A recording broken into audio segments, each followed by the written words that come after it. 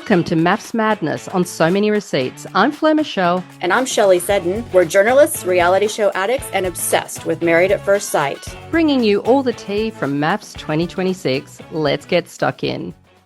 Are you Team Chris or Team Sam? I didn't mind Chris at first, but his loyalty to Gia and Juliette did put me off, and he got so irritated about the 5 apologies, so go Team Sam. I thought they were perfectly matched at the wedding, but it seems like Chris gravitates towards drama. I don't like his vibe. Sam was way too normal for him. So, spoiler of sorts, Chris and Sam don't make it, but I think that's pretty clear from what's happened this week. The Daily Mail hinted this during their first week, and there's been chatter online since. Here's a post of Mel's from November with both Rebecca and Chris asking Santa for a new husband. So apparently Chris told Gia privately that Sam had BO, and we saw them mocking Sam's living situation in this unseen Stan clip. They were so catty in that clip. It has now been confirmed Sam does not have BO, as if. What is the big deal about him living in a share house? I want to do my own experiment to see if Sam is definitely gay. Otherwise, we can just be like Will and Grace. He is so sweet. So it seemed the important thing to Chris was his close female friendships with Gia, Juliette, and even Brooke and Mel, who weren't even filming when he joined. His social media dynamic with Gia is also very OTT. They're constantly saying, I love you, and praising each other's looks. Whatever. They deserve each other. I also found Chris's timing very questionable. He joined MAFS while expecting 2 babies with 2 different women. Yeah, Chris's on-again, off-again ex Jason Smith now says he was blindsided by Chris marrying Sam whilst they were on a break. They'd even travelled to Colombia to meet a surrogate and planned to raise a child together before that pregnancy fell through. Jason also said that they broke up at least 70 times because the relationship was so tumultuous. Drama. And he claims Chris just went on the show for fame and money. Chris clearly doesn't want to have this quiet farm life. No. Sam needs to pack his bags and move to Sydney. He could totally have a TV career. He would be so popular. Sam, Sydney needs you. Beck really lost the plot this week, and that's saying a lot.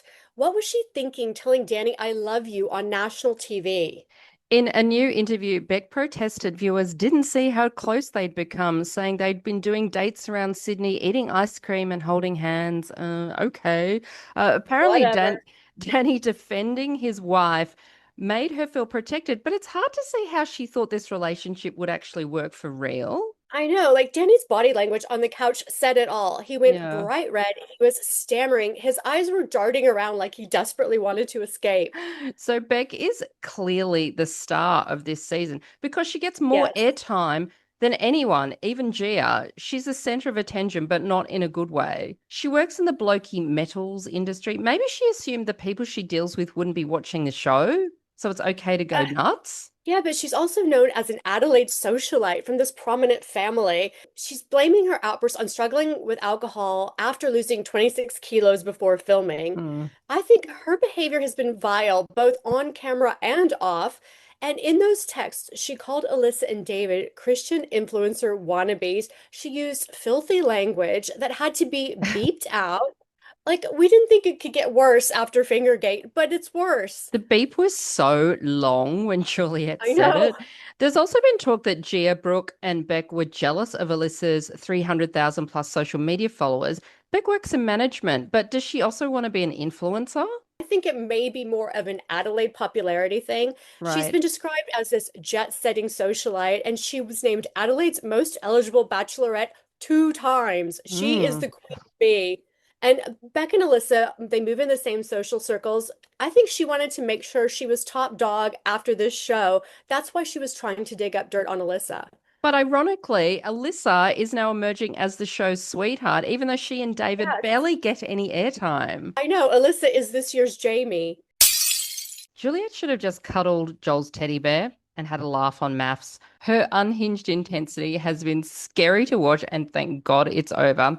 So Joel showed Chatter the final text Juliette sent him the next day when she dramatically fled to the airport. So this text actually explains the scene in the hall afterwards when she walked out calling him a dog and a pig. She said, Gia just called me to tell me how effing vile you were about me yesterday and how you just completely threw me under the bus. When the night before we were extremely intimate and you backed me completely about how vile Beck's comments were. You loved how I planned to expose her with the texts until you realized I was being made the martyr. And if you backed me, you'd go down with me, which is when you switched up quickly. That was a reflection of the first commitment ceremony. I think you should just take a good hard look at yourself. You made me feel so vulnerable, and after we were intimate, you turned on me the next day. I hope you know that no woman would ever subject herself to this type of torture that you've put me through. You were raised by such an amazing woman. I hopelessly expected more. Firstly, Joel says they weren't intimate. Second, this poor guy was probably just nodding politely and doing whatever he could to keep the peace with Juliette behind closed doors. She thought he was going to back her up on the couch. He probably just said, okay, yes, dear, and wanted to go to sleep. That's what he pretty much said on the Stan after party show. Apart from Gia, why would he or anyone think that their plan to expose these texts was a good idea? Finally, what torture? Joel said their last 10 days was trouble free, which I believe because she did seem a bit nicer to him, right? I think she must just twist things around in her mind and can't read the room or something, or thinks that she's always the victim in every scenario. I don't know. Anyway, Joel responded with, I'm very proud of the way I conducted myself. I leave with my head held high. I had a great time. I had a lot of fun. I made a lot of friends for life.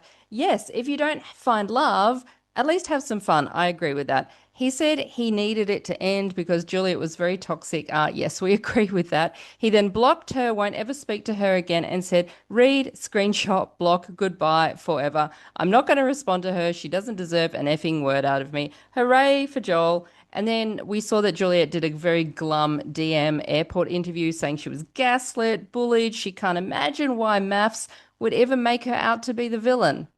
Yep.